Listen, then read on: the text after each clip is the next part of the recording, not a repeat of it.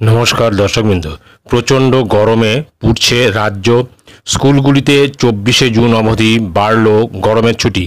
साम्प्रतिक प्रकाशित এই प्रतिवेदनটি আমরা বিস্তারিত জেনে নেব।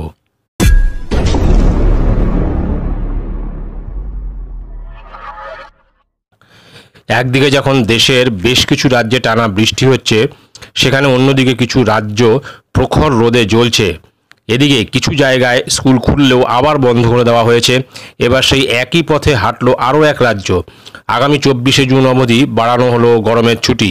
জানা গিয়েছে প্রচণ্ড গরমের জেরে স্কুলগুলিতে গ্রীষ্মকালীন ছুটি 24 জুন পর্যন্ত বাড়ানো হয়েছে। একই সঙ্গে 28 জুন পর্যন্ত শিশুদের জন্য স্কুল বন্ধ থাকবে।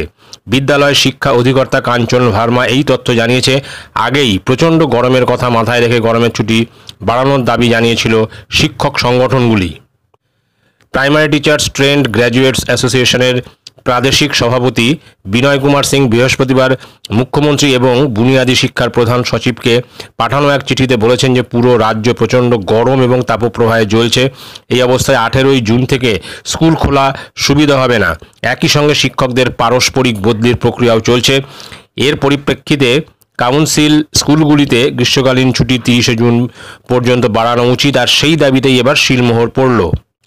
উত্তরপ্রদেশ বিটিসি টিচার্স অ্যাসোসিয়েশনের রাজ্য সভাপতি Anil Yadav principal secretary basic এডুকেশনকে পাঠানো চিঠিতে বলেছেন যে বর্তমানে রাজ্য জুড়ে তীব্র উত্তাপ রয়েছে। এই পরিস্থিতিতে রাজ্যের কাউন্সিল স্কুলগুলির গ্রীষ্মকালীন ছুটি 30 জুন পর্যন্ত বাড়ানো হোক। তো সুতরাং বোঝা যাচ্ছে যে অন্যান্য রাজ্যে প্রচণ্ড গরম এবং আমাদের রাজ্যেও খুব একটা কম গরম নেই।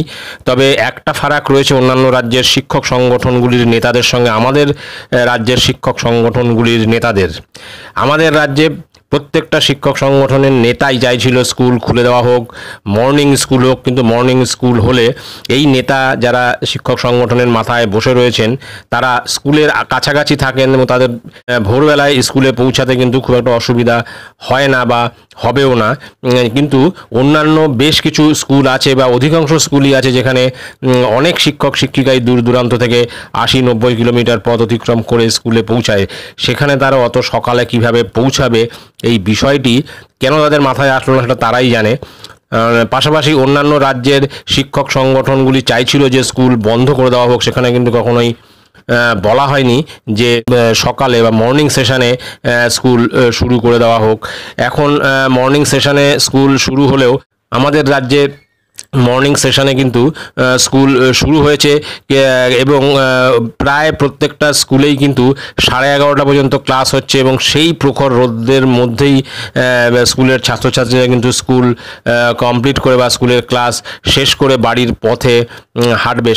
সেই গরমের মধ্যেই তারা বাড়িতে পৌঁছাবে এবং তাতেও তাদের শারীরিক অবস্থার অবনতি হতে পারে। এটা কিন্তু একটা ভাববার বিষয় ছিল। তা সত্ত্বেও কিন্তু 6:30 থেকে ক্লাস চালুর যে সিদ্ধান্ত সেটা কিন্তু সম্পূর্ণ স্কুলের ওপরই ছেড়ে দিয়েছে। কেননা এই শিক্ষক সংগঠনের নেতাগুলোই চাইছিল যে এই স্কুলের ক্লাস সকালেই শুরু হোক, অর্থাৎ ডে সেশন থেকে মর্নিং সেশনেই ক্লাস চালু হোক। এবং অন্যান্য রাজ্যে বার্ষিক ছুটির সংখ্যা কিন্তু আমাদের রাজ্যের বার্ষিক ছুটির সংখ্যার থেকে অনেক বেশি। তা সত্ত্বেও সে সমস্ত স্কুলে কিন্তু এই প্রচণ্ড গরমের কারণে স্কুলের ছুটি বাড়ানো হয়েছে। তো এটাই হচ্ছে প্রধান ফারাক আমাদের রাজ্যের সাথে অন্যান্য রাজ্যের। ভিডিওটি ভালো লাগলে অবশ্যই সাবস্ক্রাইব করবেন চ্যানেলটি। পরবর্তী আপডেট ভিডিও পাওয়ার জন্য ধন্যবাদ।